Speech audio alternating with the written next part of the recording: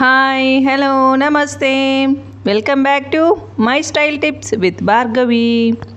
ఈరోజు recipe chicken dum biryani. Biryani అంటే మీలో ఎంతమందికి ఇష్టం నాతో కామెంట్ సెక్షన్లో షేర్ చేసుకోండి. నాకైతే చాలా చాలా ఇష్టం.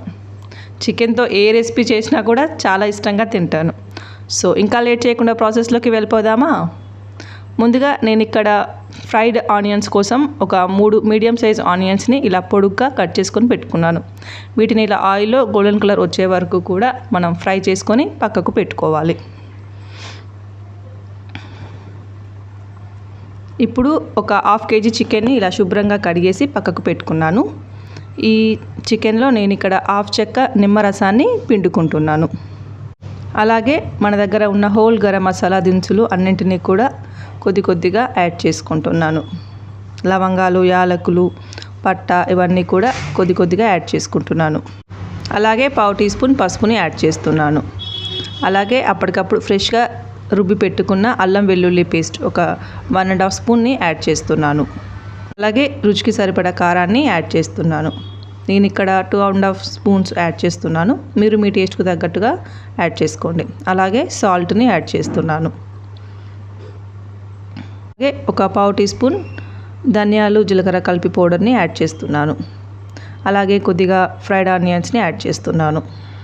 అలాగే ముందుగా మనం ఫైన్గా చాప్ చేసి పెట్టుకున్న పుదీనా, కొత్తిమీర ఇలా దాన్ని కొద్దిగా యాడ్ చేసుకుంటున్నాను. ఇప్పుడు ఇందులోనే గడ్డ పెరుగు ఒక 3 స్పూన్స్ యాడ్ చేసుకుంటున్నాను. వీటన్నిటిని కూడా బాగా కలిసే విధంగా ఇలా బాగా కలుపుకోవాలి. ఇలా వీటిని బాగా కలిపేసుకొని ఇలా పక్కకు పెట్టుకొని ఫ్రిడ్జ్లో ఒక 2 నుండి 3 గంటల సేపు అయినా కూడా మనం మ్యారినేషన్ చేసుకొని పక్కకు పెట్టుకోవాలి. ఇలా చేయడం వలన ఉప్పు కారాలు అనేవి ముక్కకు బాగా పట్టి టేస్ట్ అనేది బాగుంటుంది.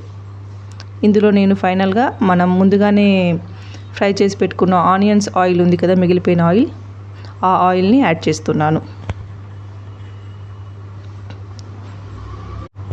సో ఇప్పుడు మనము బాస్మతి బియ్యాన్ని నేను మాకు తగ్గట్టుగా ఒక 2 గ్లాసెస్ బియ్యాన్ని తీసుకొని శుభ్రంగా కడిగేసుకొని పక్కకు పెట్టుకుంటున్నాను. ఇవి కూడా కొద్దిసేపు నానితే బాగుంటుంది. సో ఇందులో కూడా అలా మన హోల్ గరం మసాలా దినుసులు కొద్దిగా యాడ్ చేసుకుంటున్నాను.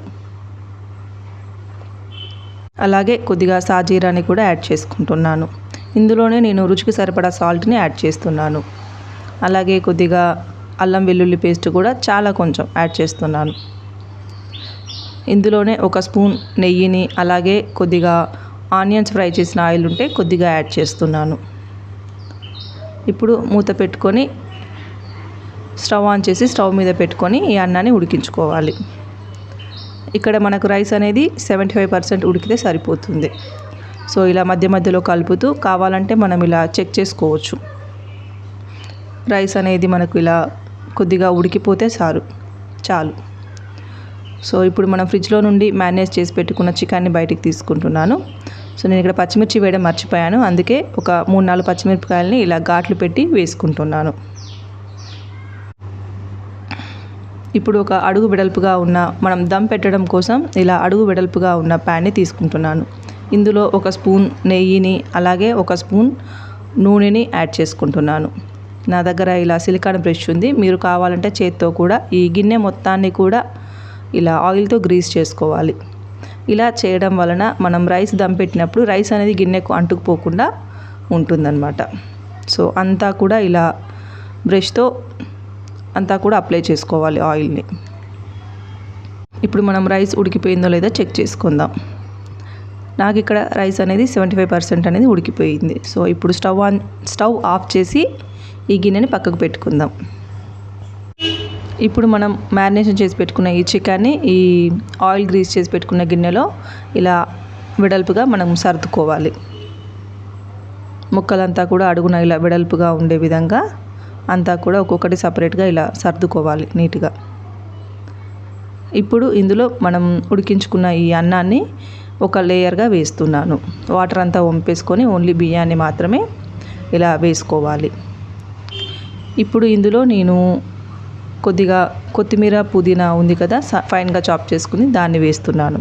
అలాగే కొన్ని ఫ్రైడ్ ఆనియన్స్ని వేస్తున్నాను. ఇప్పుడు మిగతా రైస్ మొత్తాన్ని కూడా ఇలా లేయర్గా వేసుకోవాలి. రైస్ అంతా వేసుకున్న తర్వాత ఈ కొత్తిమీర పుదీనా సన్నగా తురిమి పెట్టుకున్నాం కదా, ఇది కొద్దిగా వేసుకోవాలి.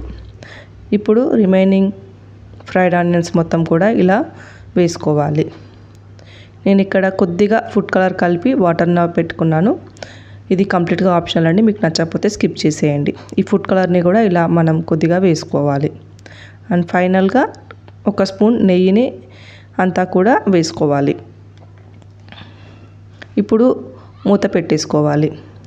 నేను ఇక్కడ దమ్ పెట్టడం కోసం ఇక్కడ నా దగ్గర ఒక తవా ఉంది. ఈ తవాని ముందుగానే ఒక 5 మినిట్స్ హీట్ చేసి పెట్టుకున్నాను హై ఫ్లేమ్లో. సో ఇది కొద్దిగా వేడయిన తర్వాత మనం ఈ దమ్ పెట్టుకున్న ఈ గిన్నెని స్టవ్ మీద పెట్టుకోవాలి. ఈ దమ్ని 40 మినిట్స్ పెట్టుకోవాలి. మొత్తంగా ఒక హాఫ్ అన్ అవర్ నేను హై ఫ్లేమ్లో పెడుతున్నాను, ఒక 10 నిమిషాలు సిమ్లో పెట్టేసుకుంటున్నాను.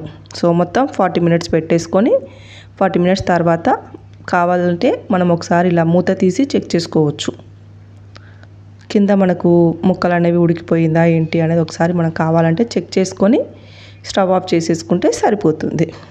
సో ఎంతో టేస్టీ అయిన చికెన్ దమ్ బిర్యానీ రెడీ అయిపోయింది. మీరు కూడా మీ ఇంట్లో ట్రై చేసి మీకు ఎలా వచ్చిందో నాతో కామెంట్ సెక్షన్లో షేర్ చేసుకోండి. Thanks for watching. మీరు కనుక నా ఛానల్ని ఫస్ట్ టైం చూస్తున్నట్లయితే నా ఛానల్ని సబ్స్క్రైబ్ చేసుకోండి. ఈ వీడియోని మీ ఫ్రెండ్స్ అండ్ ఫ్యామిలీ మెంబర్స్తో షేర్ చేసుకోండి.